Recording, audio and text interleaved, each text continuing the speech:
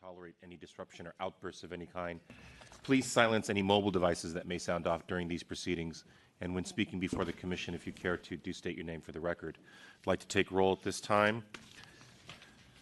Commissioner Hillis. Here. Commissioner Johnson. Here. Commissioner Moore. Here. And Commissioner Richards. Here. We do expect Commissioners Mirna, Melgar, and Commissioner Koppel to be absent today. We do expect Commissioner Fong to arrive shortly. 13 for the Housing Strategies and Plans informational presentation.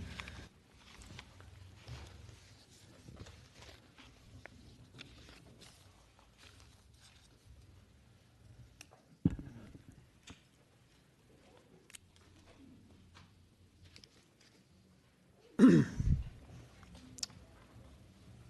got to welcome Ms. John. Good afternoon, Commissioners.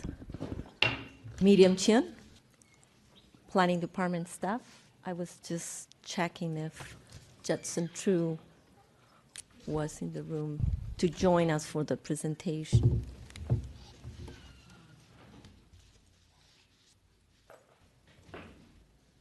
Well, I guess we'll start and then save time later for the pieces that he will cover.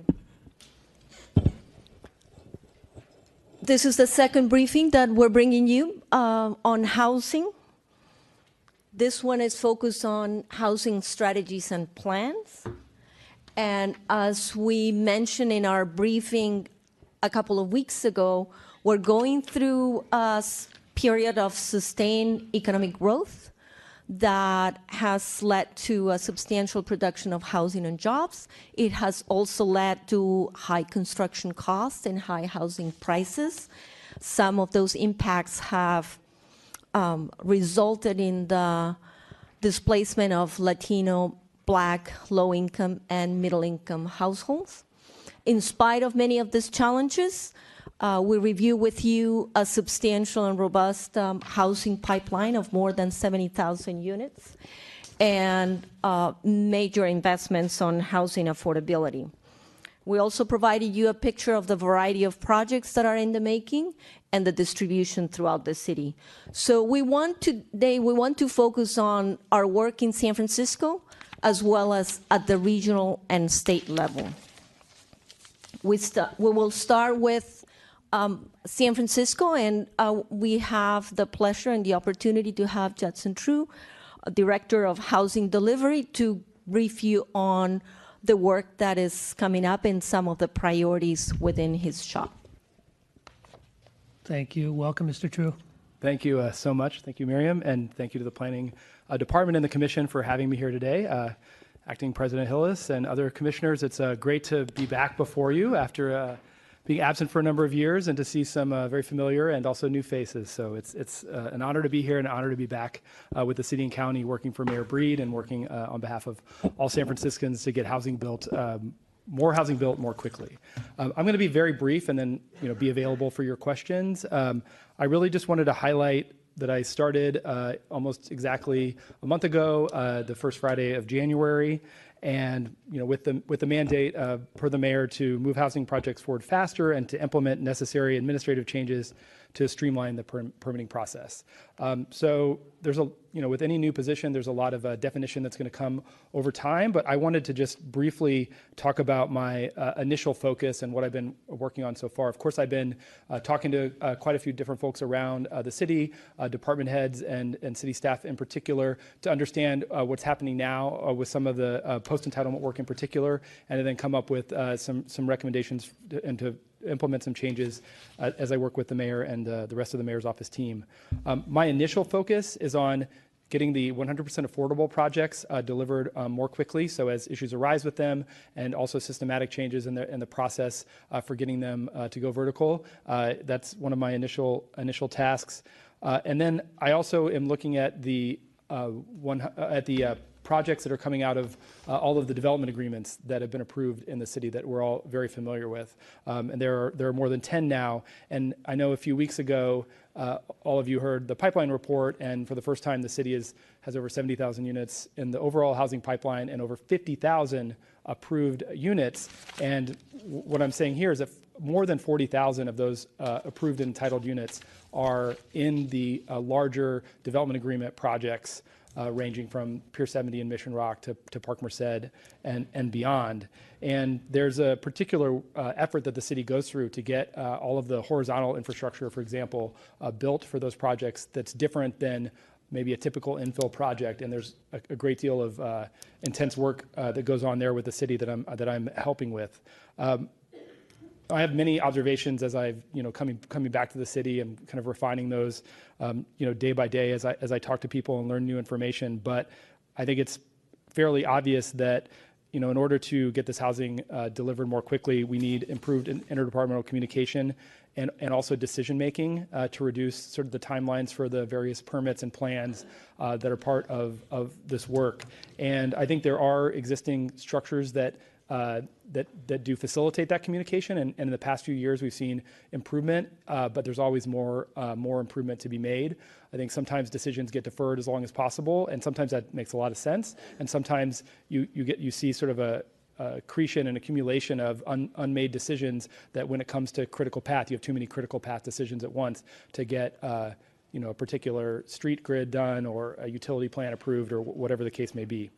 One other thing I did want to highlight coming out of an executive directive in 2017, the housing coordinators from each department have been largely appointed, and they have been meeting monthly through 2018. And I went to the first meeting in January, and those are the individuals from each department that's related to housing delivery that are really tasked with shepherding some of the process improvements and changes through those individual departments. And I'm going to be looking forward to working with them going forward to make improvements within those departments, along, of course, with the department heads. There has been great work done in this area by a variety of folks, and I'm really excited to be here to help lead it going forward, and happy to answer any questions that any of you may have.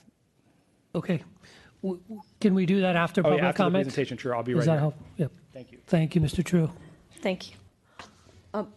We have a number of the commitment of the city to address the housing challenge cover a wide range of strategies that are focused on preservation and protection, as well as strategies that focus on production. We have the designation of cultural districts, the small site acquisition of affordable units, demolition control, eviction legal advice on the preservation side. On the production side, we have had very strategic efforts, like the accessory dwelling units. We have about 5,000 units at various stages, Home SF, about 400 projects, and of course the area plan and the major project areas that are delivering, that have fed the pipeline. In terms of the longer terms and more comprehensive plans citywide that are trying to connect the dots and address a longer term effort, we have the housing affordability strategies, the housing element coming up, and the community stabilization strategies. We're really focused right now on the housing affordability strategies, which is an effort to analyze some of the construction strategies, costs, land use, regulations, and come up with ways to improve housing affordability, particularly for low and moderate income people. We're expecting to have a draft for you towards the end of the year. Shifting one more element within San Francisco, knowledge, innovation, and engagement. Strategies and plans will only be effective if we can gather the essential knowledge and the innovation that can support new efforts, as well as community conversations. So we have the housing conversations as an engagement and expanding our dialogues with the various community leaders throughout the city, the housing innovation canvas to bring new ideas, and data analysis and reporting. That is our most robust dimension. We have a series of reports that cover that right now: the housing inventory, the housing balance report, the pipeline report. moving towards the region. And as we discussed before, the housing challenge in San Francisco is closely related to what's happening in the rest of the Bay Area. In 2008, we had the approval of SB 375 to align transportation and land use patterns. That was anchored in the priority development areas, which were areas identified by cities where housing could be accommodated next to transit and services. Obviously, there's a lot more work to do, given that there are some high-income areas with plenty of jobs, transit, and amenities that could accommodate more housing. The CASA Compact is a more recent effort that is very targeted. You have a copy of the report in your packet. It came up with 10 recommendations that basically tries to address protection, preservation, and production. And it's an effort to bring various stakeholders, including foundations, equity groups, developers, city, and other leaders, to come up with a set of ideas that can support housing throughout the region. In some areas, the city of San Francisco might have more specific strict controls, in which case some of the recommendations do not apply. But the effort of engagement with other jurisdictions would be essential to find our solutions. It is this collaboration between the city and the region that can make more comprehensive, can deliver more comprehensive housing efforts in the long term. Moving to the state level, as I mentioned, SB 375 was approved in 2008, and it was an effort that the state recognized what we're experiencing in the Bay Area is happening in Southern California, is happening in the rest of the state. And there is a strong commitment to come up not only with new resources, but new legislative initiatives that can support housing in more strategic ways. So SB2 brings some funding to support housing production. We have SB50 and SB4 in the making. There are different efforts to identify how can housing opportunities be strategically recognized throughout our neighborhoods.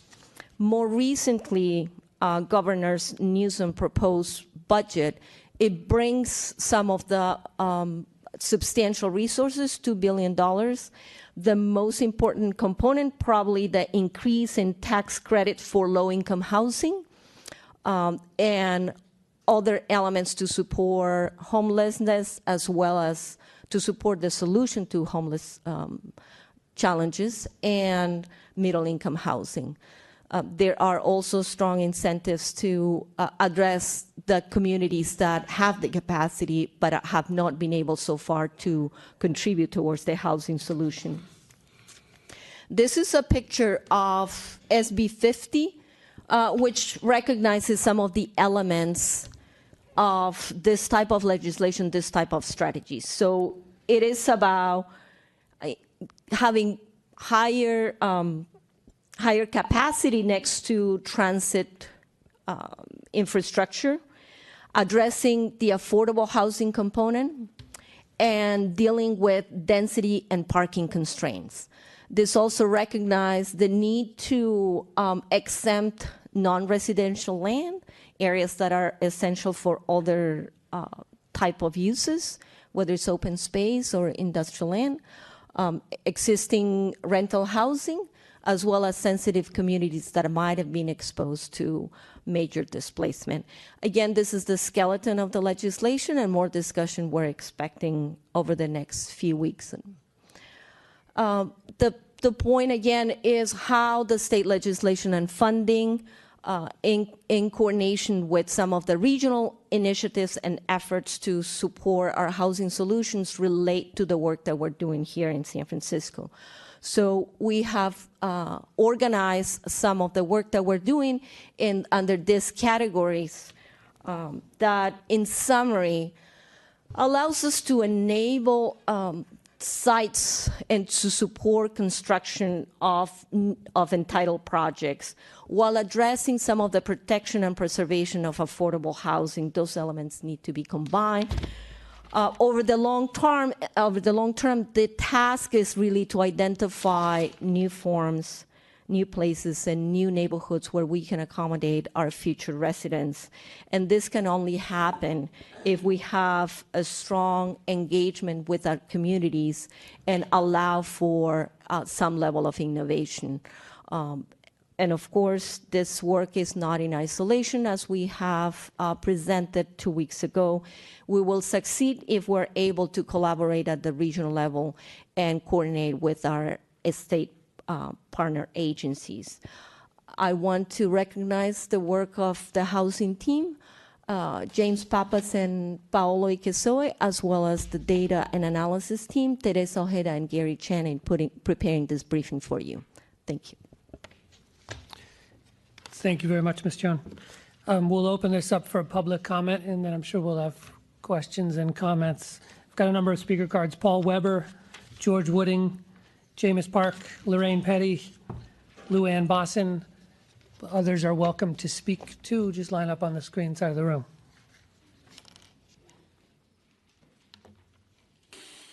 Mr. Wooding, you want to start?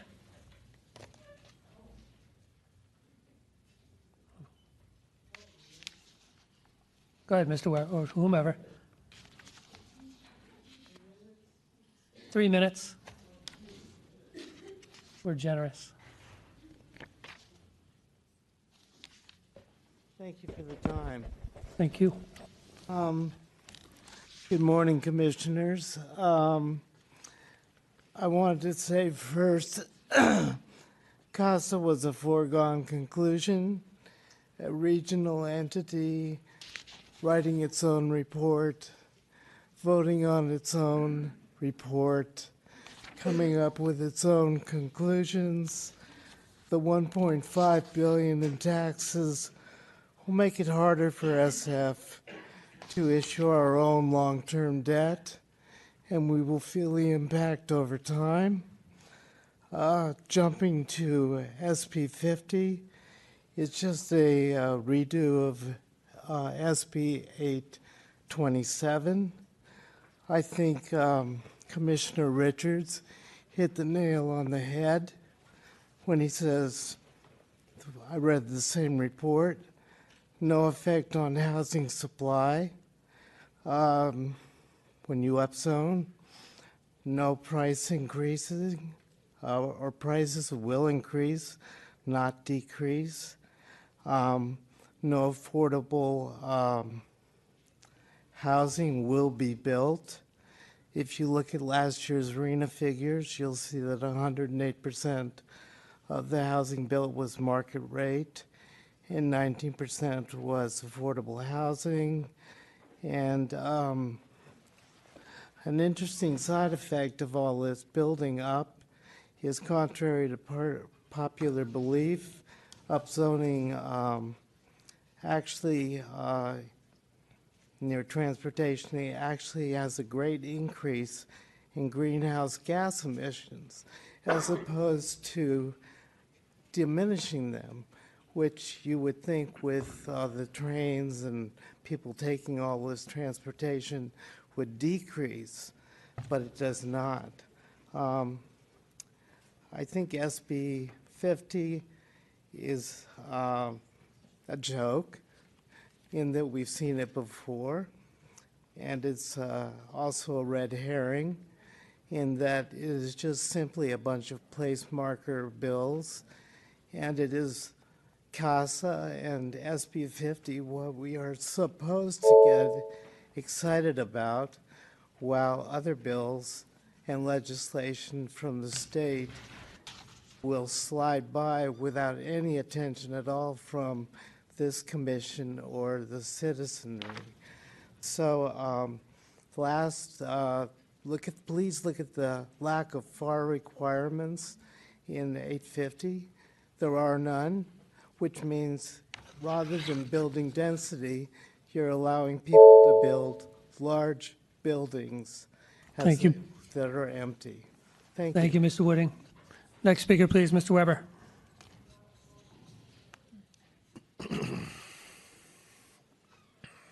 Good afternoon. My name is Paul Weber. Excuse me, I'm a North Beach resident and a delegate to the Coalition for San Francisco Neighborhoods. In December, I sent to each of you and to the board a memorandum entitled Paired Housing and Office Space. In it is described a solution for San Francisco to protect its very limited housing space for residents who work in the city. It provides that development projects in San Francisco must pair housing and office or commercial space, which could be freestanding, in order to build or create more than a specified number of residential units, I'd suggested 25, or a specified number of square feet of office space and vice versa. The pairing could be across local boundaries. There must be available public transportation between them with maximum specified riding times, I suggest 15 minutes, and with specified frequency intervals during peak hours, I've suggested 10 minutes. There would be exceptions for pairing for 100% senior and possibly for some classes of below market rate eligible units. There would also be a provision for bringing up to notional parity the housing and office space, either of which had been developed, for example, in the last 5 years, and some percentage of affordable housing would be required, which would vary based upon the satisfaction of historical averages of affordable housing levels. Currently proposed legislation and statewide solutions do not manifest clear policy requirements of keeping workers much closer to home. This is true, for example, in SB50, which, although comprised mostly of placeholding discussion points, clearly tilts toward requiring further housing density in San Francisco, particularly in the outlying districts. Unless stopped, developers will continue seeking out cheaper land in the outer districts in San Francisco, which in turn has had and will continue to have the effect of forcing out many lower and middle income families who haven't already left for more distant housing locations accompanied by long commutes. And if adopted under state law, or a domino effect occurs from our local adoption, feeder communities would be forced to comply. A proposal such as this would be a positive step toward providing housing equity for lower and middle income families. But to develop a program and get it acknowledged as acceptable at the state level would require a proactive effort on the part of the Planning Commission and the board. This transfers the responsibility to a local agency to provide housing, not with regard to whether it's a local bucolic community, but rather what are they proposing to build in their city, and let them take on the responsibility for providing both housing as well as office space. Thanks very much. Thank you. Next speaker, please.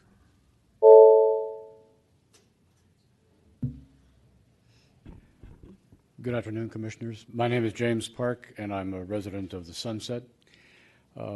I have a total agreement with the people who have concerns about the availability of housing, certainly affordability of housing here. My children can't afford a house. I couldn't afford a house if I wanted to buy one new. And I think we need to find solutions for this kind of a problem.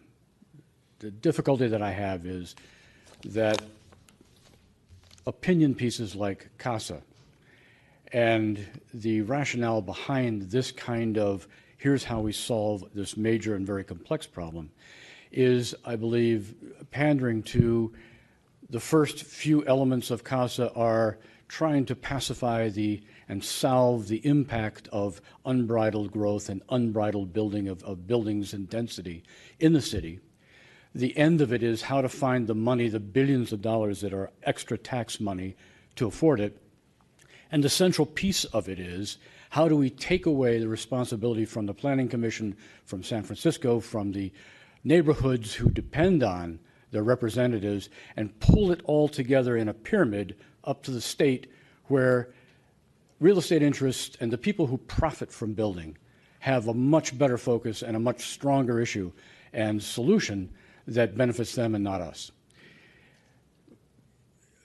Commissioner Richards had brought forward the MIT study which came out, which is fairly convincing, but it is not new.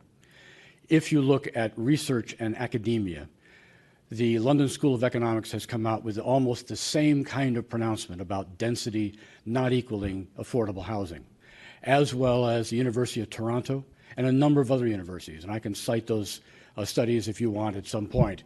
But it's important to understand that academia has lined up behind the idea that density does not yield lower prices. It does, in fact, not the opposite, but it pushes prices up as well as infrastructure costs and the total scope of life within a city.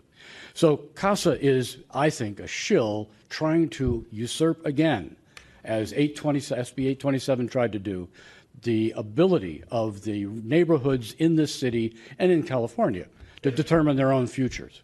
The people who are residents who are here, there are ways to solve housing problems.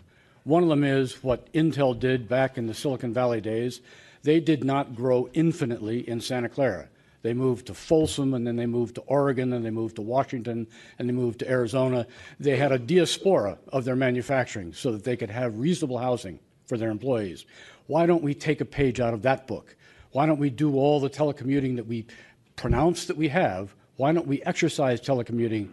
And then third, why don't we do something like, instead of fast trains to LA, for who the hell would want to get there, let alone fast, why don't we have that same kind of transportation Thank you, Mr. improvement locally and radiate like hubs and spokes? Thank you very much. Next speaker, please.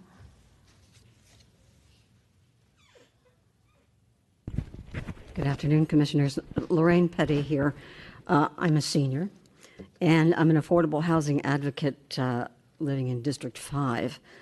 I'd like to urge you to reject some of the conclusions in the briefing, particularly the staff assumptions that the CASA Compact, including SB50, are inevitable and worthy. These plans should not be given Commission approval. They are both incomplete, divisive, and punitive to local housing self-determination. Regional cooperation is a laudable concept, but not when its burdens and benefits are distributed unfairly and unequally. Regional cooperation is a wonderful idea, but not when the public is largely excluded from the process. Regional cooperation is a great goal, but not when cooperation is really coercion. Both the state and the region are dominated by those far removed from our lives and our needs. They must not be allowed to overrule us. Our greatest potential lies in our own efforts, which are considerable and are rising to the challenge. Our greatest potential lies in our own community-generated vision of what's in our best interests. I know it, and the 10,000 people on the closed Housing Authority wait list know it. The thousands waiting for nonprofit housing know it. And the thousands in inadequate or threatened housing or waiting for BMRs know this. Tenants and homeowners and the homeless know it. What good is accommodating the future when the present needs are not met? Thank you. Thank you. Next speaker, please.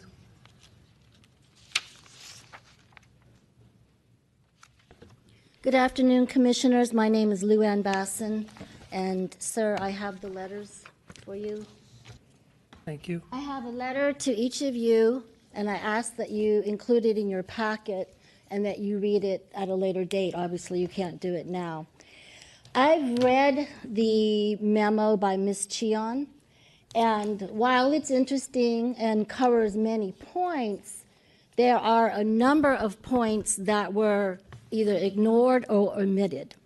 First of all, San Francisco is already the second most densely populated city in the United States.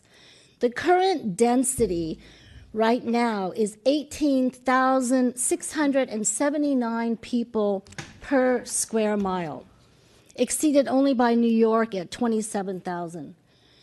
The memo estimates that there are going to be 1.1 million people in San Francisco within 2040. This would be a 37% increase in population, and the density would increase to 23,000 people per square mile. This is unsustainable. It's choking. It is absolutely choking.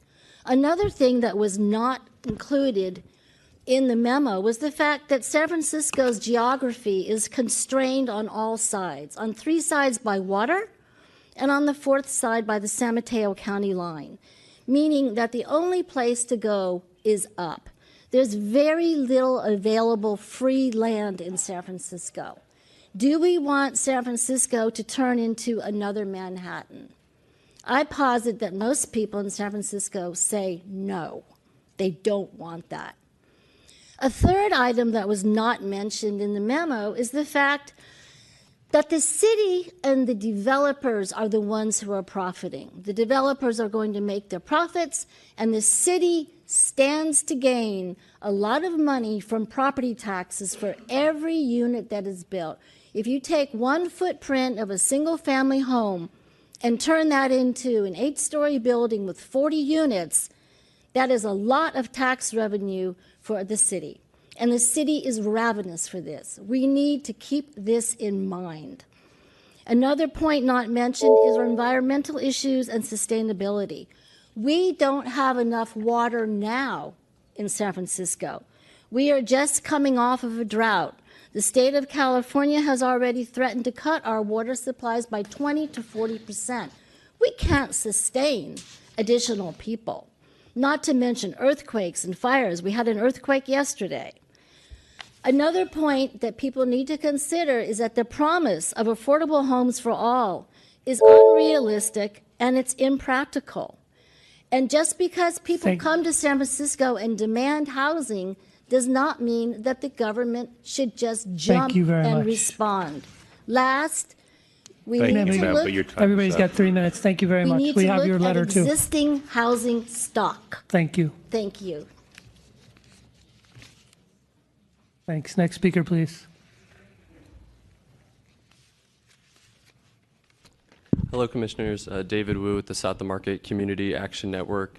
This housing work plan continues to overly focus on production of new housing while acknowledging preservation and protection efforts that have in reality been led by community organizations, groups, and regular citizens in the city.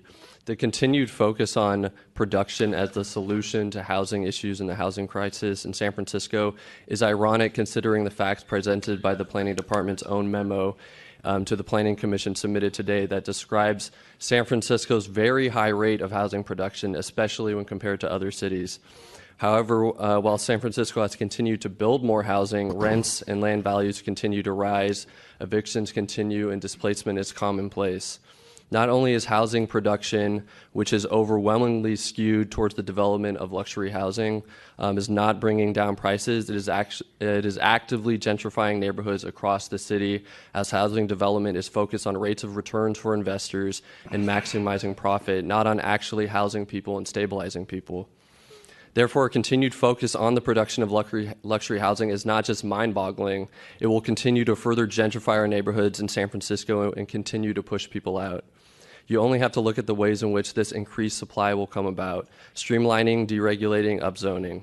Further letting loose the forces of the private market on an already failed attempt to let debunked supply and demand theory supposedly solve our displacement and eviction crisis will continue to have terrible outcomes for the working class, people of color, immigrants, and vulnerable communities. SB50 is the reborn version of SB827, which was rejected by communities across the state of California. Communities saw this as a threat of further displacement and gentrification. CASA was put together by a rogue body that was not elected and greatly lacks transparency.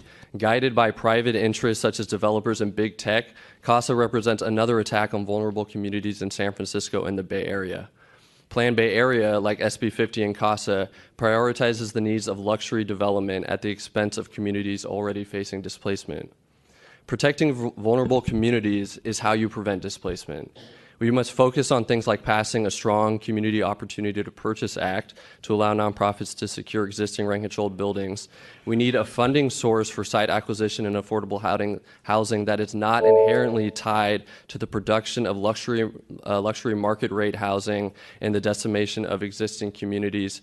We need real strategies rooted in the needs of working class people in San Francisco. Thanks.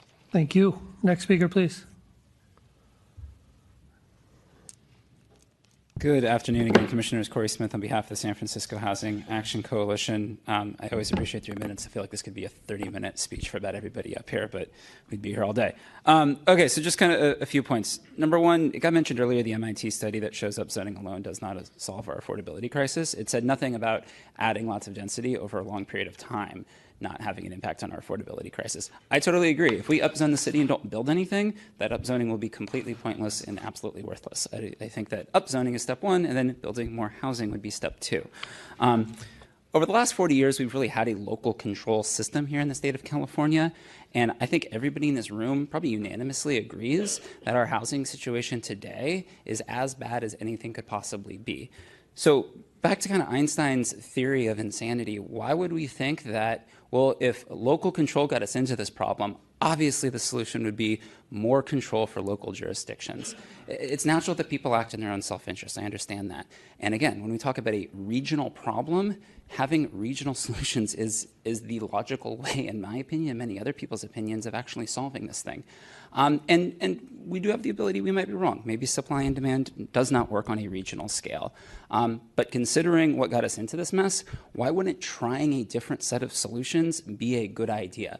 Because if we keep doing the same thing, odds are it's probably going to continue down the same path. Regarding SB50, the More Homes Act. So the More Homes Act was developed and continued after a bill that was introduced last year that died a very public death. And then over the following 6 or 8 months or so, the main author of that bill, our state senator, Scott Wiener, went around and talked to people. When that bill got rolled out in the new version, it was a much, much different bill and got, frankly, a much different reaction. The biggest ones that speaks to its political viability of actually getting passed is the California State Building Trades came on as a supporter on day one. I don't know if you saw today, actually, but another trio of endorsements came out.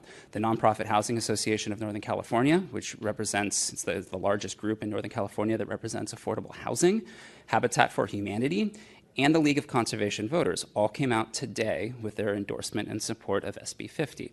Specifically on the vulnerable communities, there is a provision in the bill which allows for a delayed implementation in communities. So if there is a sensitive area, those communities can have that conversation and drive a community-driven plan and figure out a way that we can add more housing at all levels of affordability, and make sure that we're protecting people against displacement, which is a goal that everybody in this room absolutely shares.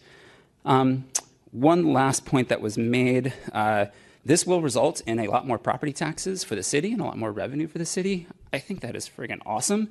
I know that the Mayor's Office of Housing in San Francisco's bank account is close to zero right now. So I think more money in the city's pockets to build affordable housing would be a fantastic idea, as well as transit improvements. Thank you. Thank you. Mr. Dratler. Jonas, I have some materials, please. My name is Jerry Dratler with San Francisco Land Use. I'm going to discuss the housing affordability survey prepared by the former principal urban planner of the World Bank. This man is a subject expert. The report calculates housing affordability. A ratio of 3 and below is affordable. A ratio of over 5.1 is severely unaffordable. San Francisco's ratio is 8.8, and this makes San Francisco one of the 10 least affordable cities in the world. A high PRI number indicates a discrepancy between housing supply and demand.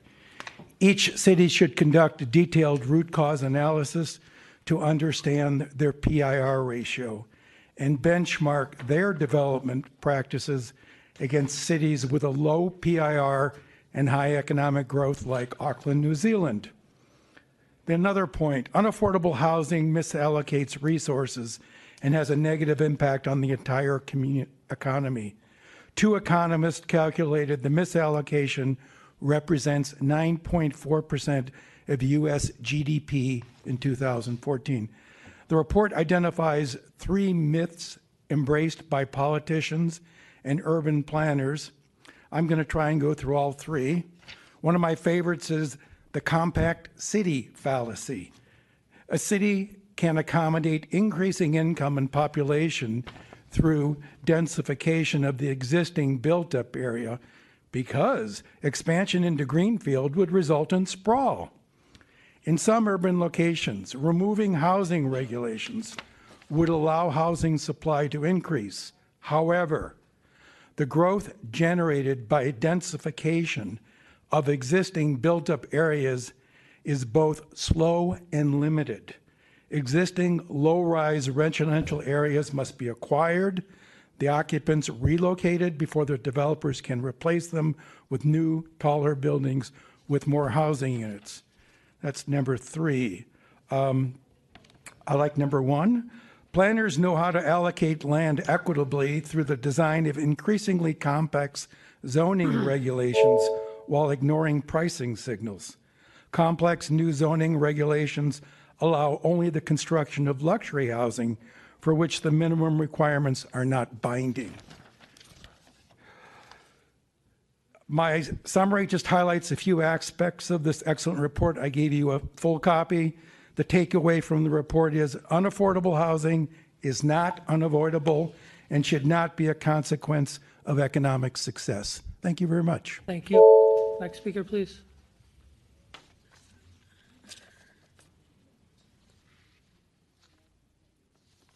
Good afternoon, Commissioners, San Francisco planning staff, and other city officials. My name is Carolyn Kennedy. I chair the Dolores Heights Improvement Club, the neighborhood association west of Dolores Park in District 8. I have great respect for you and that staff do. Today, I'm here to request that you request a detailed analysis of Senate Bill 50 and its impact on our housing needs. Planning staff's summary of SB 50 and the housing strategy and plans is not sufficient. What I and every other resident of San Francisco need from planning staff is a detailed analysis of how this bill will affect our neighborhoods and our city. For example, it's clear that Dolores Heights and nearly all of San Francisco fall within the quarter mile of a high-quality bus stop. However, the bill doesn't clearly define the next category of major transit stop. Is that the ferry building?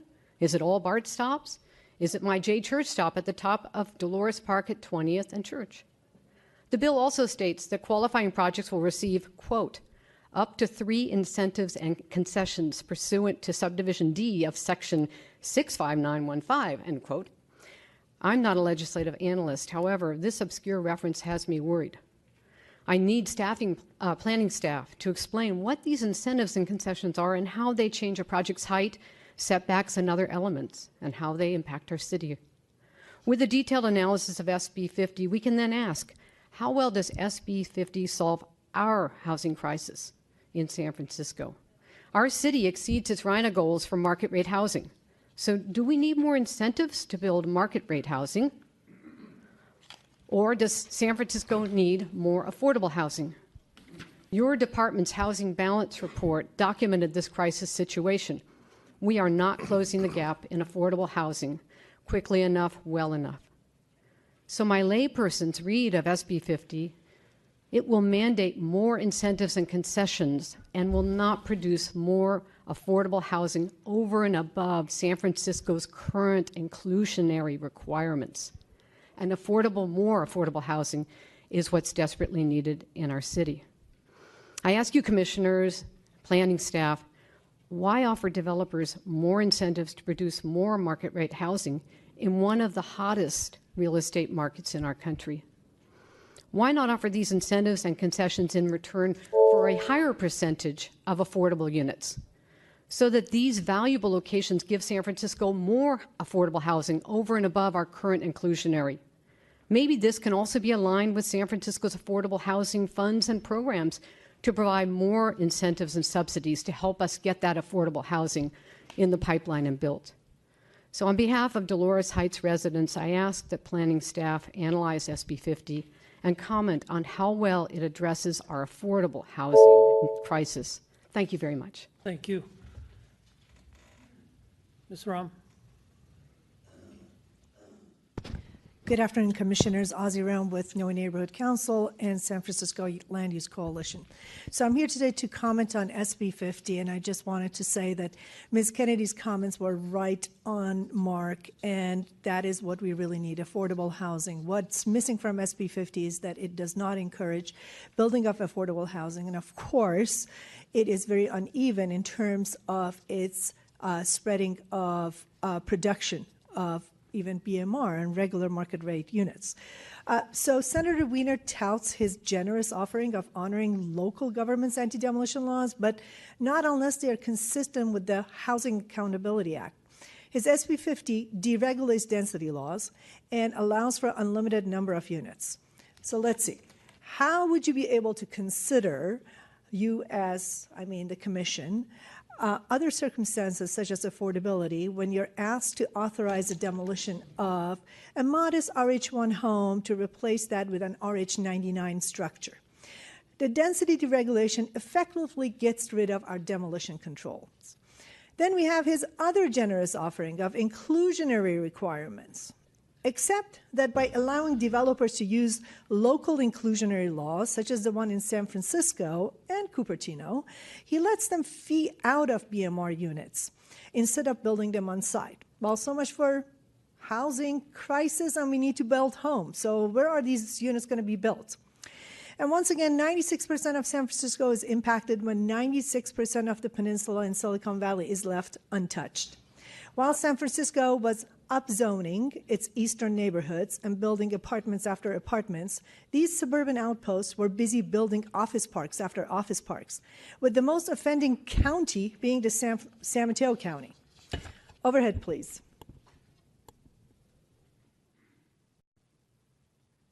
There you have it. Between 2010 and 2016, San Mateo County added 79,000 jobs, while building only 3,844 homes. Every day, 46,000 people commute into San Mateo County from Alameda County. How would building homes along rail, ferry, and bus lines in San Francisco cut a dent in this figure? Transit-oriented development, to me, is beginning to look more like a boondoggle as opposed to a solution. We need job-oriented development. Let's spread the pain. Here's the impact to San Francisco versus the impact to suburban communities who helped fuel the crisis by approving more office space than living space. This is from last year, SB 827.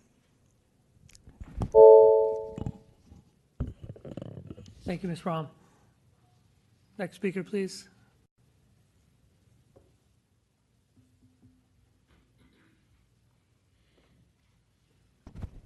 Good afternoon, Commissioners. Anastasia Yovanopoulos. I'm a tenant in Noe Valley, and I thank the planning staff for their presentation. Moving along with SB 50, despite Senator Wiener's claims about providing tenant protections in SB 50, excluding a list of properties that are currently tenant occupied or have been tenant occupied, it's meaningless for San Francisco unless, overhead please,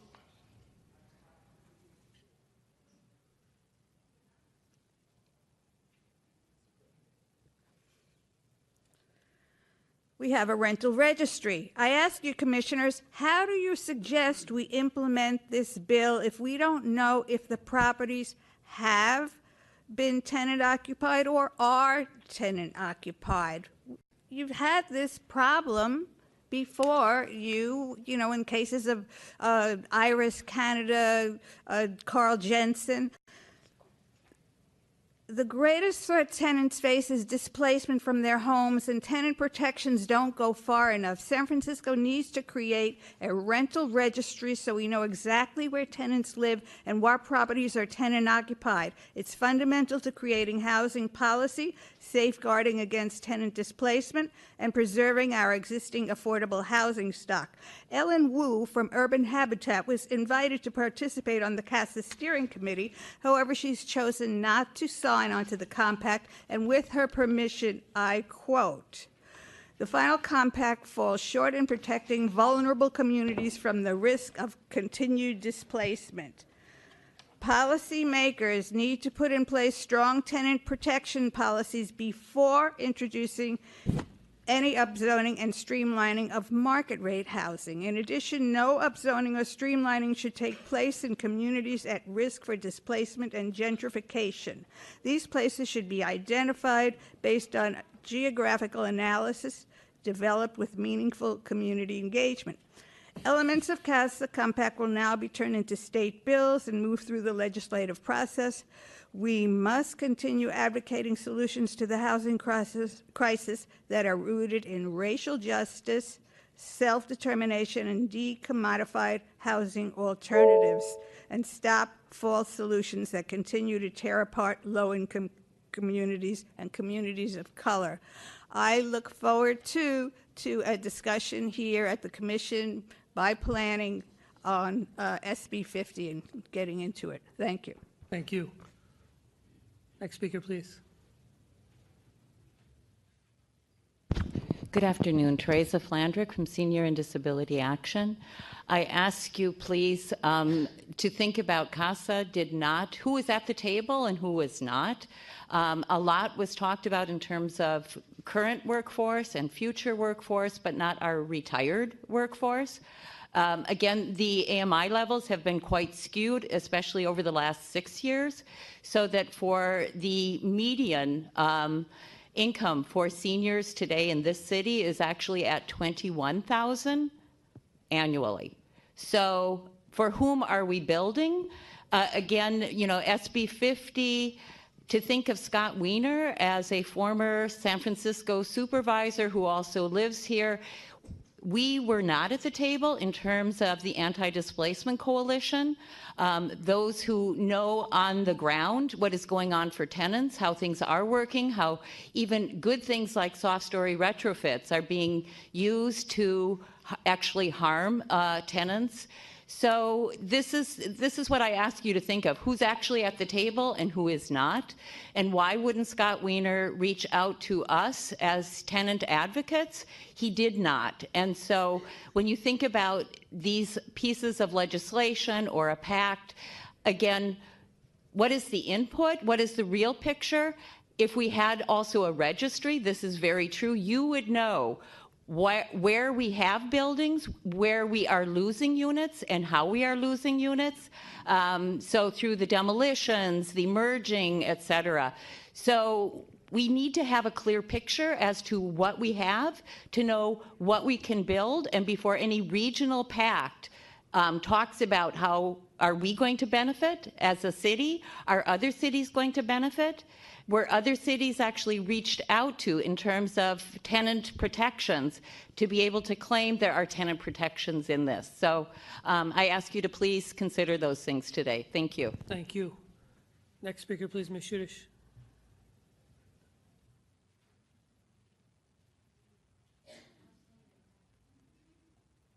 Hi, good afternoon. I was up at the department and I was in the copy room. I was looking at something on the 4th floor and there was a bunch of files and I stumbled on the top of the file, Montgomery Washington Building, Supplemental EIR, dated July 1984. So I just picked it up and looked at it and I read the housing part, and the thing that stood out to me is the following.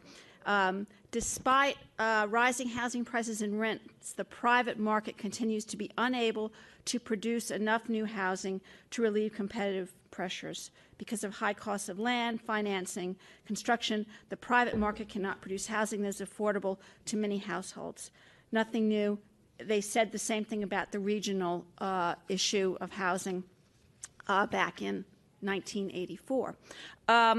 Also over the holiday, there was an article, maybe people missed the J.K. Deneen article about how, from Mr. Keegan, the residential builders, they're not going to do any more building. So how do you get this housing that everyone says that we need to get? Well, a couple of ways I was thinking about. You have your ADU policy. If I could have the overhead, please. Now, some places ADUs are good, and some places they're not. This is the site at 653 28th Street, which you may remember. It was a perfectly fine house. It was a tunnel entrance. It was ideal for an ADU per your handbook that just came out in December, which is quite good, I think, in a way. You could have had housing faster. You want to have housing faster? That's a way to have housing faster. I think you need to understand in a broader sense, what is the occupancy? What is the vacancy? Who's living in these condos? How do you find that out?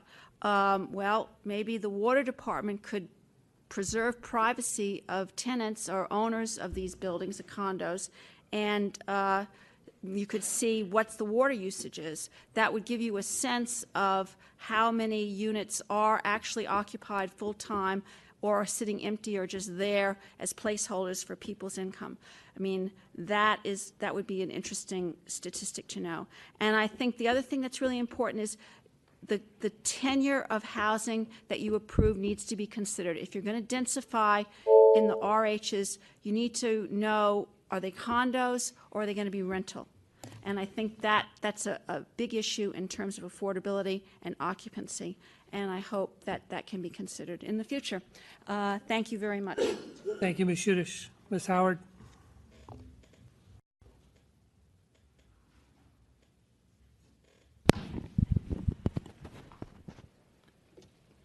Good afternoon, Commissioners. Catherine Howard.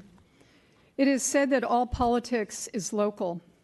To this, I would add that all zoning is also local. Upzoning at the regional level sounds like a noble goal, but when it comes down to implementation, what is upzoned is a specific lot on a specific block in a specific neighborhood. It is always tempting to give up our liberties and voice in the name of a noble goal. But by right and ministerial approvals and certain types of streamlining are facets of the trend to deprive the people of a say in what happens in their community.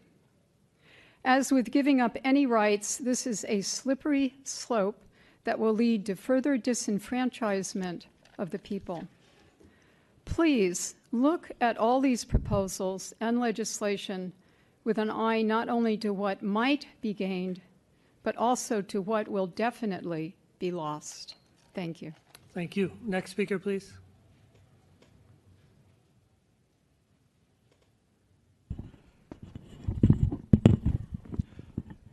Edward Mason. Today, it took me 45 minutes to go 2.5 miles to come to this meeting. The J came, and there were 3 Js, and then the 1 J got turned back. I can't believe that we are proceeding with the housing aspects without considering transportation in any decision making. Transit-oriented development is really an experiment, and I think that you need to consider transportation funding that's going to be coming down from the state. Now, the East Yard is going to cost $38 million for the expansion of over 100 additional cars beyond the current fleet that we have. Now, some of the funding is coming from Pier 70 and the Eastern Neighborhoods program, but the balance, according to the Transportation Authority, is going to be general obligation bonds, muni revenue bonds, and Prop K funding, which is the current 0.5% sales tax for transportation. In my opinion, growth is not funding growth. Now, Muni has their 90-day solution, and Tuesday I found out that the 90-day solution is a rolling 90 days of incremental improvements into the system. The initial design of the subway was to accommodate 60 trains an hour. That's 1 a minute. It has never achieved that. And you have unreliable switches in the subway that are gradually being replaced, and anytime you go into the subway, my opinion is it's broken and has been broken. So when you have unreliable transportation, it collides with a culture of convenience ready to tap the app for the transportation network companies, either Uber or Lyft, and that's going to add more congestion. So it's a myth of the transit-oriented development. In San Jose, the housing tax is basically inadequate for services, and that's why several years ago the police department was reduced. They have, less than 1,000 police officers in San Jose. Now San Jose is saying we need to have more commercial development to upgrade the taxes that are going to be received from it. So you need to have transportation consideration into any future housing development that's going to be here, because if you can't move the people, you've got to consider the total iceberg on this. And we're just looking at the tip of the iceberg, housing. But you can go over to Muni and the Transportation Authority, and their tip of the iceberg is transportation. So they're symbiotic and have to be considered. Thank you. Thank you. Next speaker, please. Good afternoon, Commissioners, and again, thank you for doing this job and representing us. It's very important. I'm Tess Wellborn, speaking as president of the Haight-Ashbury Neighborhood Council, and I'll first make some general comments about the presentation we heard on strategies, and then some specific comments that you have received my letter from the Haight-Ashbury Neighborhood Council and also from D5 Action. I'll highlight some of those comments. One of the comments that in the presentation on housing strategies and plans was new neighborhoods. I'd like to see a map showing some of these new prospective new neighborhoods. We all know that San Francisco is pretty well built out, so show us where the beef is there. There was a comment that local control got us into this problem, and local control didn't get us into this problem. San Francisco wouldn't have so many approved housing units if we had a problem approving units. So don't fall for that one. And don't fall for, if there is a sensitive area, they can have recourse. Think about what has been done in Central Soma. Think about the Filipino population community that used to be around St. Joseph's on 10th and Howard. Our communities have gotten pushed around, our sensitive communities have gotten pushed around by our own planning commission and a planning department. And having a regional body that has even less contact with realities, facts on the ground here is really dangerous to think about. I'd also like to point out, as you well know, that construction costs on low-rise buildings, like maybe 5 to 7 stories, you can do stick over podium. That's one of the sweet spots that we should be looking at. Concrete high-rises cost way more, and we can get a lot of housing done more inexpensively with either stick construction or even some of the new models of housing development that include prefab. It has been said that ADUs could take care of the entire need for additional housing in San Francisco if we built an ADU or more, one or more in every possible location.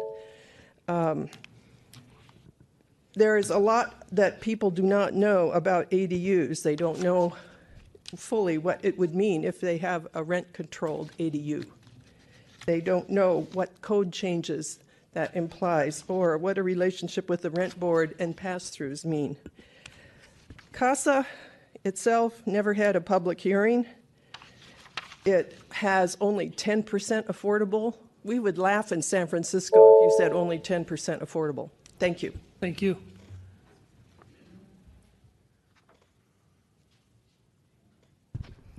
Eileen Boken here from the Outside Lands. At the final meeting of the CASA Steering Committee, one of its members stated, and I quote, "The problem is too much democracy," end quote. True. When the CASA Compact was voted on by MTC and ABAG, a number of caveats were included as part of the vote. Both MTC and ABAG included 2 caveats at the very beginning, and I quote, "Authorize the chair to sign the CASA Compact, however, does not constitute approval of the compact itself," end quote. These caveats do not appear to be part of the staff report. Regarding the CASA term sheet, the majority of its elements have already been implemented in San Francisco. The one that hasn't, and from my perspective shouldn't be, is zoning changes near transit. As 90% of San Francisco is near transit, this would devastate zoning controls. Regarding the CASA funding sources, it calls for a sales tax increase, which San Franciscans have already rejected. It calls for yet another parcel tax, even though San Francisco already has 4 parcel taxes. Director Ram is a voting member of ABAG. On January 17th, ABAG voted on the CASA Compact. Based on the city charter and administrative code, should Director Ram have abstained rather than voting, since the Planning Commission has not had either and had not had either an informational hearing or taken a position on CASA? Thank you. Thank you. Any additional public comment on this item? Seeing none, we'll close public comment. Commissioners?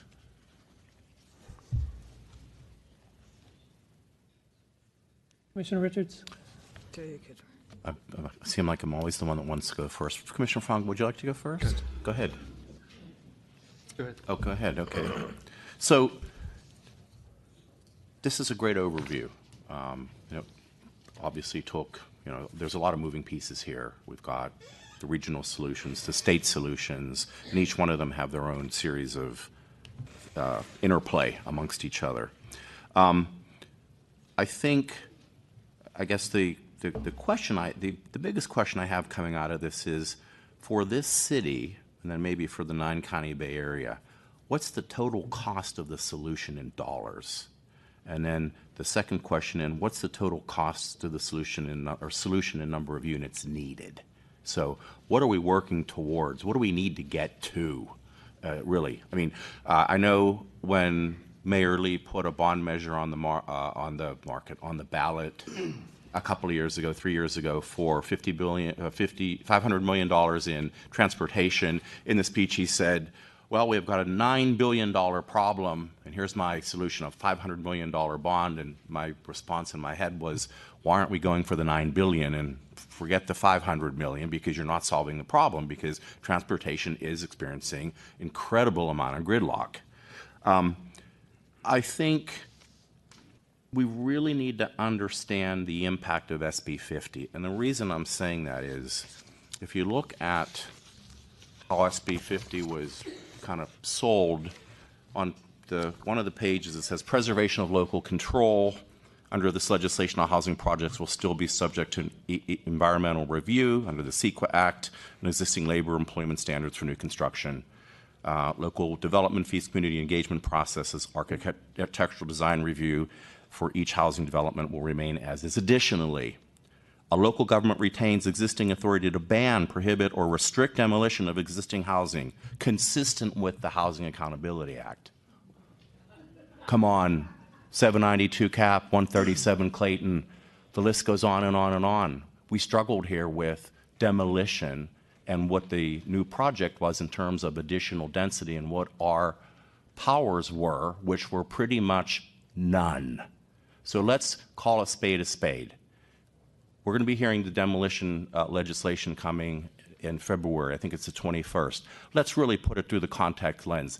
That's the most important line in Senator Wiener's entire marketing piece, subject to the Housing Accountability Act. Here's SB50. If you look at SB50, it's thin.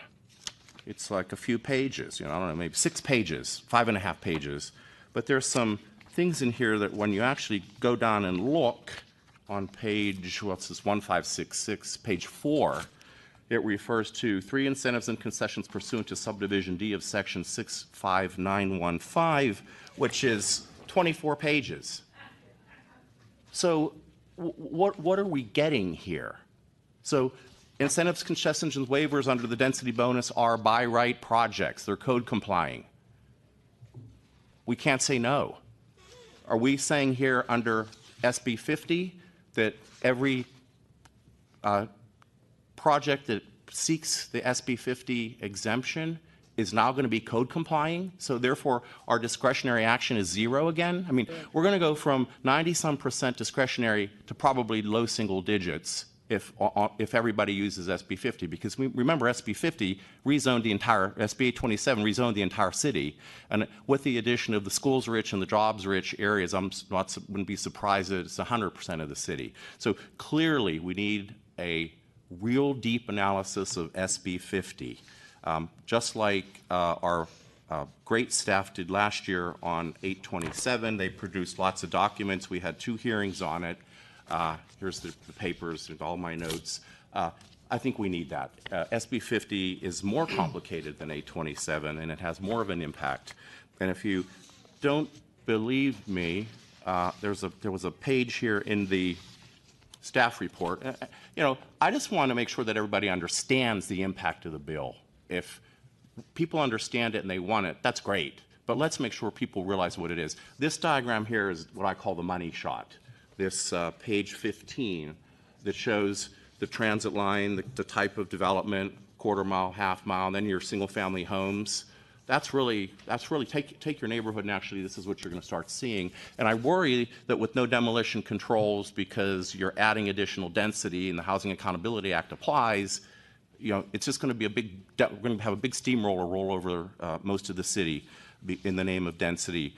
I think the other thing on SB 50, before I get to CASA, is our Nexus study says that we need to produce 0.31 or 0.37 units of housing for affordable housing for every market rate housing unit that we produce.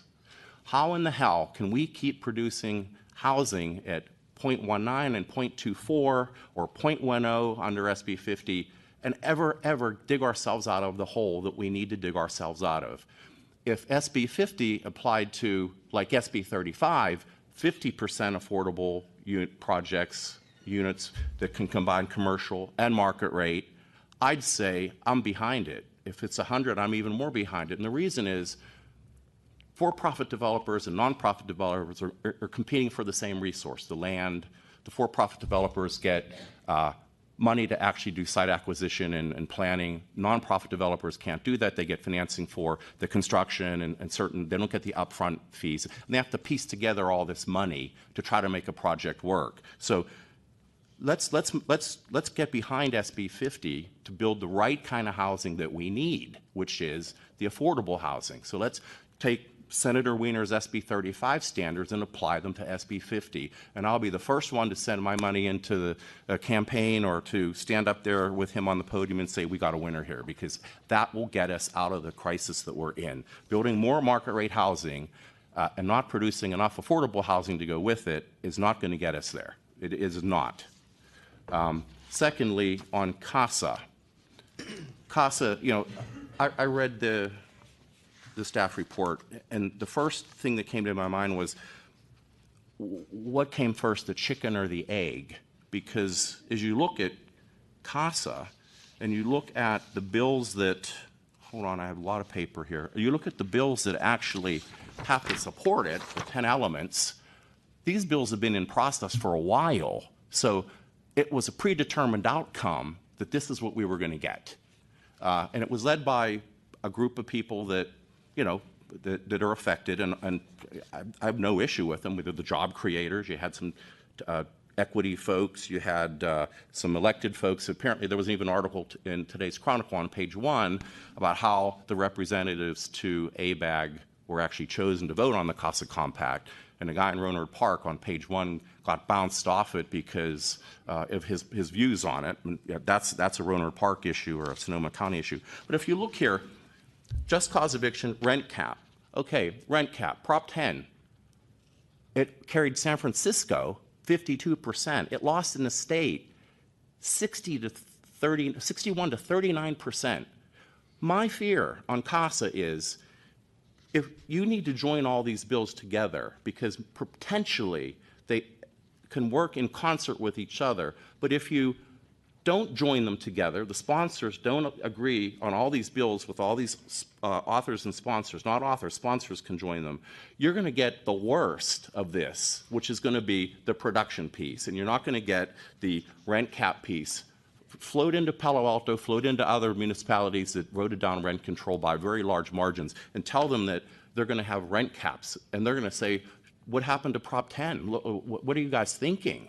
So all these together could work, but don't give me just SB50 and then no preserve or protect provisions. I think it's a sham. I really do. So if we really want to put our money where our mouth is on CASA, join the bills. Make sure that one can't go into effect until they all go into effect. On the regional housing enterprise, it needs to be elected. No more appointed bodies. It needs to be elected, outright elected. I think it's crazy that we've got private folks and people. Who's appointing these people? The other item I have is, where is San Francisco on this? We had 3 representatives on ABAG. We had Director Ram, who voted yes. We had Kanishka, who I believe on the MTC represented the mayor, who voted yes on the compact, I guess from the MTC point of view. Then we had Supervisor Mandelman, who voted no. So where is San Francisco? I think the Board of this body should weigh in and advise the Board of Supervisors on both CASA and SB50, and the Board of Supervisors should have a position for San Francisco, because we have an inconsistent position right now with some electeds saying yes and no, and we have the director saying yes. So I think that would really help us do it. A few other things I have here. We're going to need to raise taxes, right? And tax increases, we have this thing called the Howard Jarvis Institute, and they sue everybody unless they can get their 2/3, which is really hamstrung our ability to raise revenue. My fear is that with our Prop C and the other ones we had, where we had initiatives by citizen signatures, and we had things that were 55%, anything lower than 67% isn't going to pass. So I'm worried about that. And I also see sales tax in here, which is, there's all kinds of funding sources, but that's one of the most regressive ones we have. As a property owner, I'm happy to pay a parcel tax if I think that this is going to work and it'll start solving things. The new regional housing entity authority will collect revenue, I guess that's taxes, invest in housing developments, lease and hold land, and provide technical assistance. Great. What does that do for the Mayor's Office of Housing here? How do they work together? Does it replace our Mayor's Office of Housing? I mean, I think we need a little bit more detail on some of this stuff.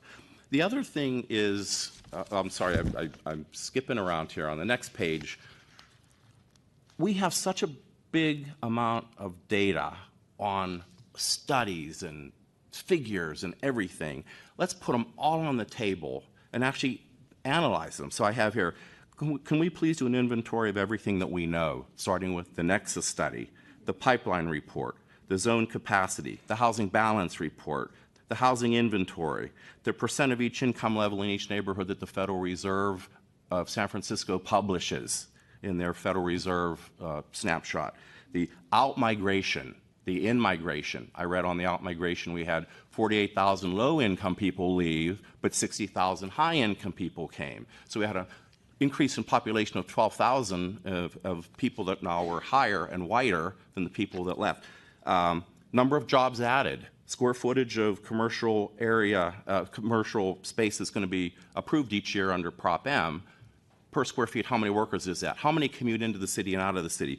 I think you can start seeing the projecting of the 70,000 pipeline units, how much population would that accommodate of the goal we're trying to get to? The commute patterns, the population trends in race, and in my neighborhood, sexual orientation. The Castro is becoming less gayer because people are moving. My friends moved to Portland, one moved to New Orleans, and because it's cheaper. So I want to get all this really understood. I think we tend to make decisions sometimes in vacuums, but when you put it all together, I think we can get a really, really good understanding of this. So hats off for the great overview and context, and I think the sense of this commission and certainly the citizenry is, let's have a real deep dive here in SB50 and have a hearing on it and actually vote like we did on 827, and potentially the same with CASA.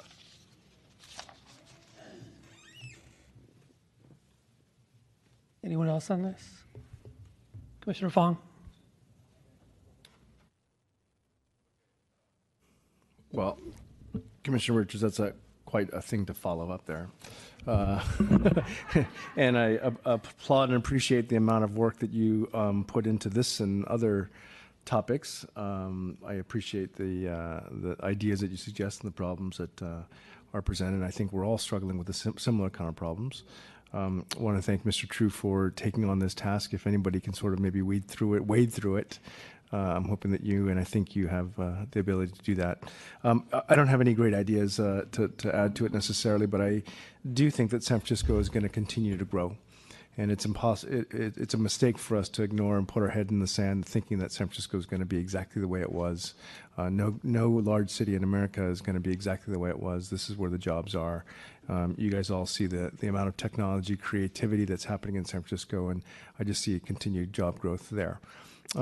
As we've talked about, though, the job growth and office growth has to be in conjunction with transit growth and with housing growth. So the last 8 years, we've really seen that office go out of whack, and we're feeling the pain on that. And so one of the speakers had mentioned an emphasis or attachment to transit spending, infrastructure spending. I have to agree that should come along with the housing considerations. So I'm just supportive of the work that's going forward. We need to hustle up here. We're probably already too late, but it's never too late to start. And just anticipate, get ready for that growth as it's coming. Thanks. Just I want to thank staff, and I think actually I'm very supportive of what's happening at the regional level, because I think we all know from our own experience that we're in a regional problem. You know, I think we all know friends, coworkers who can no longer afford to live in San Francisco. You could just look at the planning department staff, where many have moved outside of the city to find cheaper places to live. And then even beyond that, people who've left the Bay Area because it is too expensive, and they're going to Portland and Seattle and Los Angeles and other places. And so I think this is a great first step. I agree with Commissioner Fong. We can't ignore it. People aren't not coming to the Bay Area. It's a great place to live. People want to come here and want to live here, and we're not going to stop them, just like I did 25 years ago and many of us did in this room.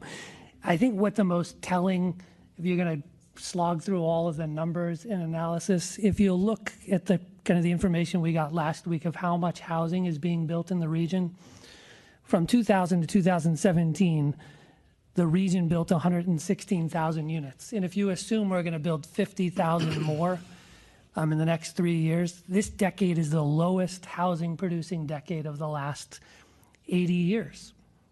So, right, it goes, I mean, it's just progressively being decreased every decade, from a peak of 435,000 units in 1970 and in the 70s, 370,000 in the 50s, 366,000 in the 60s, and we're down to 110,000 in this 7 years, unlikely to get any more than 150,000.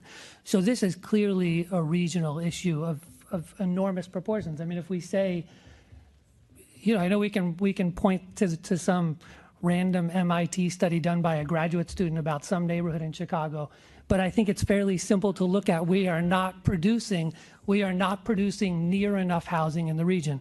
And we can all sit around in our various planning commissions in San Francisco and Rohnert Park and Cupertino and wherever else and say we're doing our part. But if you look in the last 17 years, we've produced 50,000 units. Alameda, Contra Costa, and Santa Clara have all produced more housing than we have. And I get it, they're bigger spots, but more people are also wanting to live in cities, in urban areas. From an environmental standpoint, we need to build more in urban areas. Yes, we need to build more transit. I think that was kind of an adjunct to this report, and we've got to figure that out. I think actually where the report I thought lacked was funding for affordable housing. I think San Francisco has been a leader in that, and we need to do more. And I think at the regional level, they were a little sheepish about taxes and other revenue sources for a regional affordable housing solution. So, I mean, I think Commissioner Fong hit it on the head. We're going to keep growing. We're going to keep growing at the regional level. We're going to keep growing at the San Francisco level. We can continue to say, we don't like the way the state is doing it, but if we keep growing at the pace that we've grown for the last couple of decades, there's no way we're going to solve the problem. And I applaud this effort. I think it's great. I think we got to continue to look at the regional level, because that's what's going to get us out of this solution, not necessarily, obviously we've got to do our part in building San Francisco. I think it's great that Mr. True is here, because we grapple with why these 40,000 units of entitled housing aren't being built. Clearly, we've got to build those. But beyond that, we've got to build others that are in the pipeline, and we've got to be smart about it. I mean, we've seen projects like 333 California, which I think is a smart space to build new housing. There were a lot of people in here questioning the rationale for that housing when we had a hearing on it. The Forest Hills Laguna Honda affordable housing project that we didn't build because of opposition. I think we've got to build where it makes sense. There are still a lot of places we can build in densify in San Francisco. I think we need to do it. But I think looking at this regionally is a great concept, great step, and we've got to continue on it. Director Ram. Thank you. Just a couple of quick things. As we've said before, we will be, of course, doing an analysis of SB50. The reason we haven't done it yet is because the bill is changing. It will likely change fairly substantially over the next month to 6 weeks. So we are still waiting for that round of changes to do that detailed analysis. I think that I wanted to emphasize something that Commissioner Hillis just said. The reason that I voted for the CASA report at the ABAG meeting was because it's a regional report, right? I mean, I can't emphasize that enough. This chart that Miriam presented last time shows every decade of housing production in the Bay Area, and we have literally every decade since the 1970s we have produced less housing than the previous decade. So we are now producing, in this decade, we will produce less than half the number of units that we produced in the 1970s as a region. And we can't, I mean, the notion that San Francisco can solve these problems on its own is just ridiculous. We can't do it. And we are part of a region, we are part of a commuting shed, so people come to a region. The other thing that I find very interesting is that there's a notion among many people that if we don't build it, they won't come. That is actually not the case.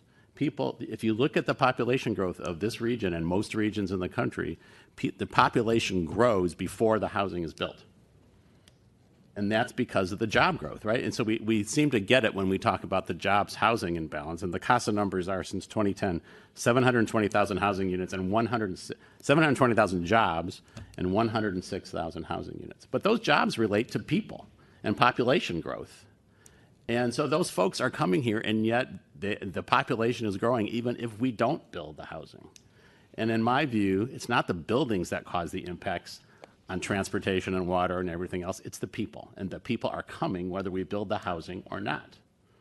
So I really believe strongly that we have to get over this notion that somehow if we don't build housing, people won't move here. It's just not the case. So I really believe strongly in this regional approach. Commissioner Richards, the third page of the CASA report, this diagram does have the numbers, the goals that the CASA report believes are necessary to kind of meet these. For example, it says on the produce side, it's 35,000 housing units a year, of which 14,000 are affordable and 7,000 are moderate income. So it does have the numbers and the goals in that report as well. But I will be happy to come, staff will be happy to come to delve into the CASA report and SB50 in more detail as that particular legislation is fleshed out. Thanks. Commissioner Johnson. Thank you. So first, I just also wanted to join my fellow commissioners in thanking Mr. True for your work. Really excited for your role, and excited to to continue to hear from you as you learn and explore what's happening with our pipeline and entitlement process, and hopefully with some opinions about how this body can help to support the city's goals. Thank you also to my fellow commissioners and Director Ram. I think I couldn't have said it, some points that you all have made better myself. I think, this is something that I brought up in our joint hearing with Historic Preservation, which is just we continue to have a tension between the issues of how we balance the expedition and production of housing with preservation and protection. And on this body, we kind of look at it week by week, project by project.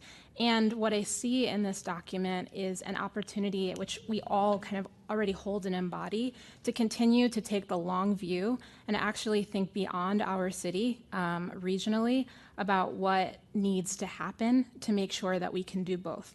I am really challenged by what I feel like I continue to hear week in and week out, which is a narrative of one thing or the other, and the idea that just because a suggestion isn't a silver bullet, that means that we shouldn't do it. And because something isn't a silver bullet, that doesn't give us license to not do anything about those issues. I think, I want to say yes to all of these things. I want to say yes to protections that people believe in and that actually impact their lived experience and take the pressure off of their lives. And I want those protections not just for San Franciscans, but for folks in Vallejo and Palo Alto, all throughout California. We need better mechanisms for preserving and building affordable housing and paying for that affordable housing. We need to get better at entitling projects and making sure that those entitled projects get built. And we have to upzone. I cannot think of a vision for the future that does not involve upzoning the city. And something that I found really interesting in this report was a conversation around high opportunity areas and exclusionary areas that have great access to jobs and educational opportunities, but disproportionate levels of density. And I think that we can look at that on a state level, and we should be thinking about that in our own city. Somebody mentioned the fact that we have certain communities that have not been treated fairly but in those communities, those neighborhoods have been upzoned, while there are other communities that have been unequitably not upzoned and not gotten transit that would allow more people to live in those neighborhoods. And so when we talk about inequality, we have to recognize the inequality of that we continue to perpetuate as a city. And we have to also have transportation improvements. It's not one or the other. All of these things have to go together, and we're being called to the opportunity to do them all together. So for me, the question next is, okay, how do we get it done? And I think one of the issues is really sequencing. Protections are the foundation of being able to move forward on the other pieces. And again, I really think, all city departments and we all have to work together to create that foundation where people believe in and experience the protections that can allow them to live into a broader future and present, which is that more people are going to continue to move here and our city is going to grow and expand, and we have to accommodate that. I was also just, really interested in, it sounds like there was an internal debate around the sensitive communities language, both in SB50 and in CASA, around the definition itself, subsequent proposals of whether development should be postponed in certain communities. And I think that's actually a conversation that we should be having at a city level as well. How do we define those areas? And I know we're already having that conversation, but I think it just gives us even more of an opportunity to think about that as we're exploring innovation, including looking at upzoning our city. And, finally, I'll just underline that I agree with what so many fellow commissioners have said, that I think the priority is, or what was missing from both of these pieces is really looking at how we fund affordable housing, which again goes hand in hand with that foundation of protection that, again, we need to create to make sure that people can feel into and support the ultimate growth that is needed, not just in the city, but in the region for California's future. Thanks. Commissioner Moore. I'm generally in full support and actually admiration in what my fellow commissioners said and what the public submitted in comments to us. There couldn't be any better dialogue and setting up challenges to re-examine what's in front of us, given of what has been said and been sent to us. The only thing I would like to add is, if we're looking at upzoning on the regional scale, I would strongly urge that each community looks at its own capacity, its own carrying capacity, particularly San Francisco. We are continuously talking about upzoning, which we have done, but we have never really looked at the carrying capacity of our land, of our already pre-established streets and transportation networks. That includes also infrastructure, water, sewer, etc. I think that has to be a measuring stone, at least for built-up cities, San Francisco most and foremost, because we are at the lowest end of land capacity in any of the communities which are being affected by this particular legislation. The other thing, and I said that last time, is comparing housing growth going back to the 50s and 60s. We need to look at what types of housing and under what circumstances these houses were built. And I do not think that we can sit here and honestly beat ourselves over saying we are not doing enough. The situation of what type of housing we build, under what code provisions, are totally and absolutely different from what it was in the 50s and 60s when there was a catch-up demand and inexpensive housing could be built in mass production. And please, let's get out of being guilty about what was and what isn't anymore.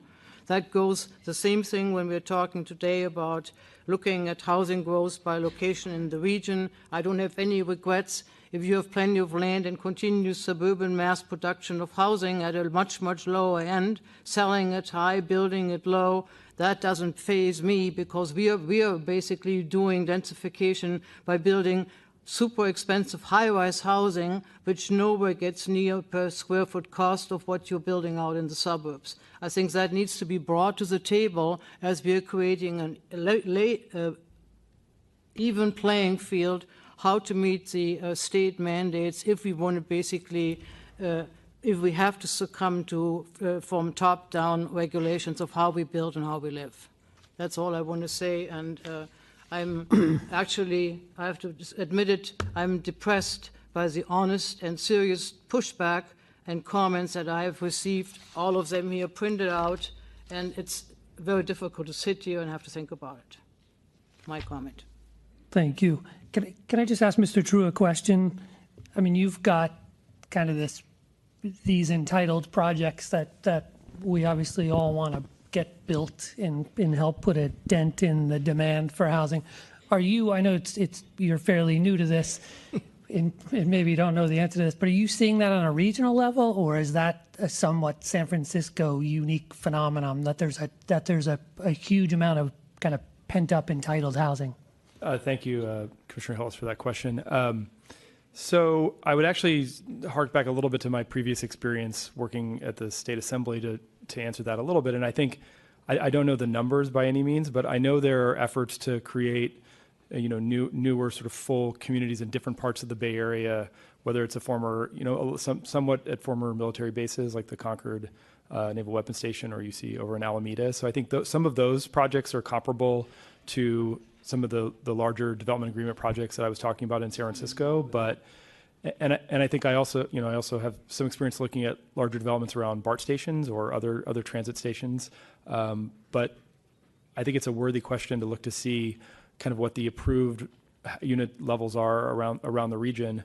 And I also don't want to have my emphasis on that take away from the fact that San Francisco does need to keep approving more units and work on the entitlement process as well, because those are units that will be built over in some cases 5, 10, 15 or more years, and we have a strong need that encompasses more than those units. But I think the regional question is a good one. Thank you. Thank you. Ms. Chion, did you want to add to that? Yeah, if I Please. may add, in terms of zoning capacity, we have other jurisdictions that probably have a higher capacity. Right. But in terms of entitled projects, we have, if not the highest, one of the very highest numbers in terms of projects that are ready to go. Thank you. Commissioner Richards? I think she just summed up one of the points I wanted to make to Mr. True is we have 141,000 unused existing zoned capacity before we upzone, 141,000. Why aren't people getting entitlements on those one-story buildings on Mission Street where the shoe store is and there's a 65-foot height limit? I mean, I walk down Mission Street and kind of go, oh my God, did you have a... What? Good afternoon, Commissioner Richards. Joshua Switsky with staff. Just a quick data clarification. The 140,000 is inclusive of the 70,000 in the pipeline. It's not in addition to. Stand corrected. So, okay. If you have yeah. Okay, great. I appreciate that. So I agree with what everybody else said here. Honestly, doing nothing is not an option, truly. I mean, it would be crazy if we think we did.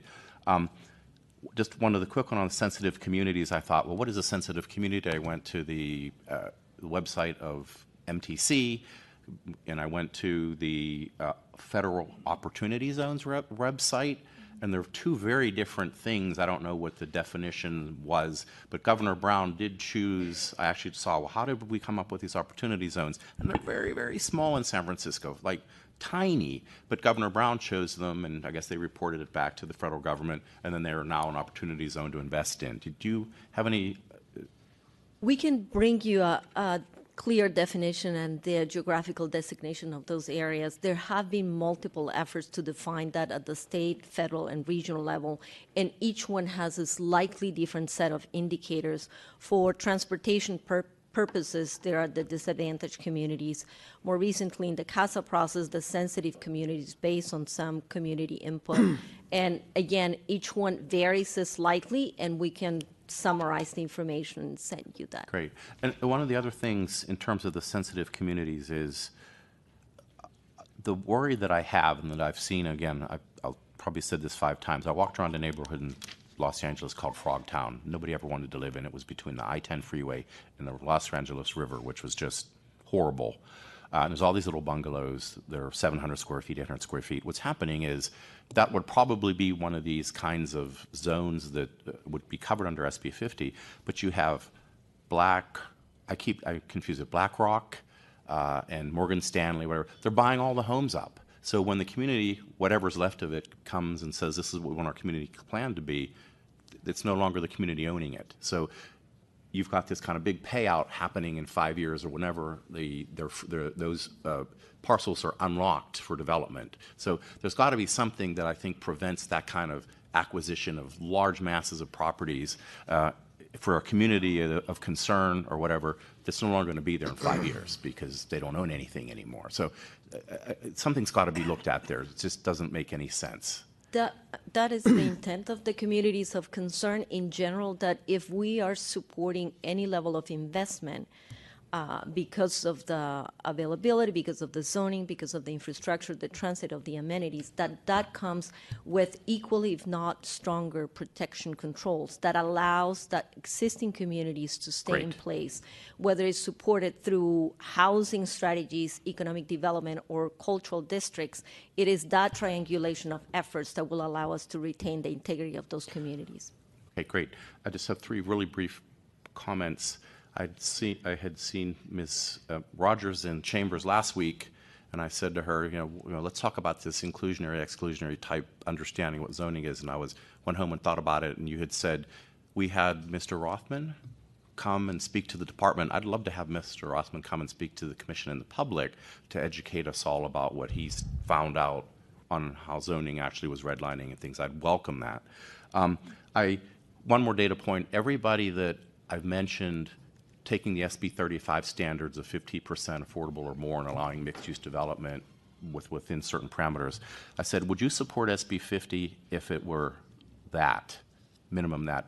I didn't get one person, probably in 100, that said no. So I think you got people who, for the right kind of housing, can get behind these kind of radical changes to our city and to the region and to the state. And then last question is, what are the chances that CASA could get gummed up? So we've had the mayor of Los Altos come, and I don't know what she said, I had no participation in this. What do the cities that weren't sitting at the table, what can they gum up the process? The regional process, and Director Rahim can probably provide more of the specifics, but it's really an advisory board. Okay. In terms of the implementation will have to go to the state level or to the local level. Got it. And the intent of CASA or Plan B area is, can we bring some level of collaboration and engagement from cities that could produce more housing because they have the resources and the infrastructure, and recognize the cities that have already been contributing. There is a recognition that we have strong zoning, local controls, and is through an engagement and incentives and collaboration that we can get substantial gains. Okay, great. I guess my recommendation on what you just said would be, if we have something that actually works for us as a region and we're working towards it, we got carrots and sticks, I think there needs to be carve-outs of some of the broad state laws like Housing Accountability Act and that. If you are following your local, regional process and your good faith effort, we don't want things being kind of thrown off kilter by somebody coming and saying, I'm invoking the HAA here, regardless of your community plan or whatever. I think there's got to be some type of carve-outs. I really do. And on the rent thing too. Commissioner Moore. I have a question for Mr. Chu. First, welcome back. Thank you, Commissioner. It's good to see you. It's been a while. I want to ask you, you spoke to the slide of San Francisco strategies on housing production, or your colleague spoke to that, but pointing towards you as having the responsibility of first looking at large-scale approved projects. Mm-hmm. And I want to ask you, in descending order of approval, these were all large SUDs with development agreements, Pier 70, 5M, Park Merced, and Treasure Island. Those are the 5 big ones, bracketing Hunters Point and Candlestick Park for other reasons for a moment. Are you intending to look at these projects based on the age of approvals, or what priorities are you setting to look at these projects? Thank you, Commissioner. That's a good question, and one that I'm actively thinking about and working on with colleagues throughout the city.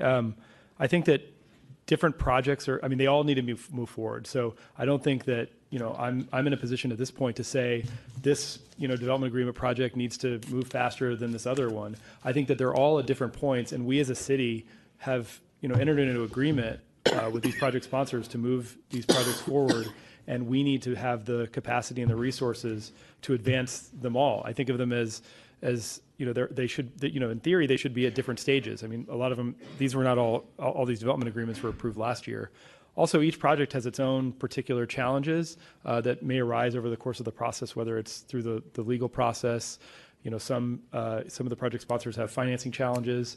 And so, one of the things I've been doing is taking a look at each of these projects to kind of understand where they are in their life cycle. I mean, I was away from City Hall for 4 years in my previous job. Before working for Mayor Breed, working for Assemblymember and then Board President Chu, he voted to support the entitlement and the development agreement for some of these projects, and nothing, they haven't moved to construction. And so I'm looking, as a significant number of years since some of these were approved, and trying to understand what's going on. There have been, again, with each individual project, significant efforts in recent years to get them closer to construction, and we do see some ready to go vertical, but so my answer is they really are all the priorities. Would you stay in touch with this particular commission to give us a periodic update? Because some of us have been sitting on the commission for a while, and indeed many of them were approved so long ago that's almost hard to remember which year that exactly was in. I can only think of the first 2, TI and Park Merced, that is so long ago. Mm-hmm. And each time, and again, it's the enthusiasm when we're all sitting here and really working these projects, we're asking, are you ready for groundbreaking? And each time we hear, yes, we are, we're just ready. So we are rushing approvals and really trying to do the heavy lifting, only to see nothing many, many years later. So it would greatly encourage you to keep in communication with us so that we at least can hear little positive news ever so often. I would be happy to, Commissioner. Thank you. Any additional comment? No, thank you all for being here. If you watched the Mayor's State of the City address yesterday, I think she challenged us all to kind of take on these issues and do what we can. I think, Commissioner Johnson, your comment about there isn't a silver bullet, we shouldn't sit around here and wait for it to come. There's tons of ideas and solutions to try to bridge this divide. And thank you, Mr. True, Ms. Chian. Yes. Thank you, Mr. Ram, for your yes vote on the compact. And we'll hear more on this.